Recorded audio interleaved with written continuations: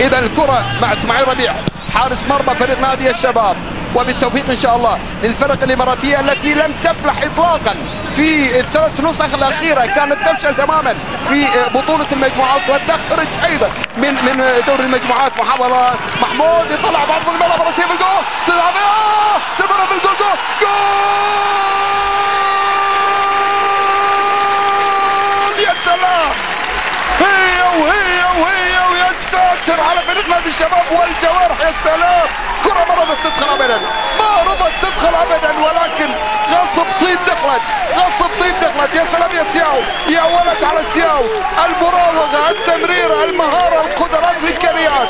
كرة توصل على طول لمحمود يطلعها راسية من عيسى، ترجع مرة ثانية ايضا، يرجع مرة ثانية يتابع عيسى. يا ولد يا ولد، كرته من البداية، محمود عيسى، محمود عيسى. يا ساتر يا لطيف يا لطيف يا لطيف. يا سلام يا سلام. هي وجميلة ورائعة، وترجع مرة ثانية. شوف المحاولة، شوف القدرات والإمكانيات. لاحظ على طول متابعة وليد، بعد ذلك هذا هو عيسى يتابعها بعد ما رجعت مرتين، مش مرة ولا ثنتين أبدا. وهنا يا ساتر يا فرحة، من قدك بوناميجو طبعا فرحان، وجمعة راشد وهبيطة واحتياطي فريق نادي الشباب في هذه المباراة.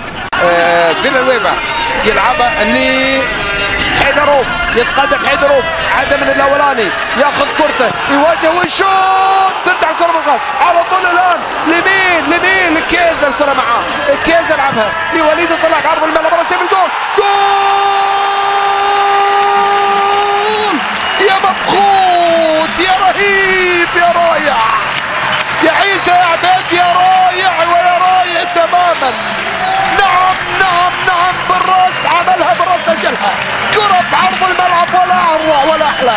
هي شوف كيزا لوليد، يا سلام، بامتياز لعيسى، باكثر من امتياز. برافو يا اولاد، برافو يا حلوين، برافو يا رائعين. هذه هي عيسى عبيد. نعم، مبخوت ورائع ومتميز، متألق متعمق في هذه المباراة. راسك يا ولد، راسك يا ولد، راسك يا ولد. هاتها وشيل يا مطوف، شيل مطوف.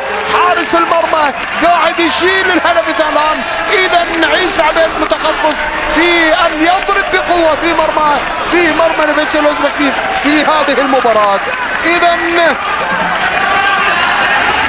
الشباب الاماراتي 2 عن طريق عيسى عبيد، هدف في شوط المباراة الأول، هدف في شوط المباراة الثاني في هذا اللقاء. لعل وعسى بشوين ربعنا لا غطوا عليهم كلهم.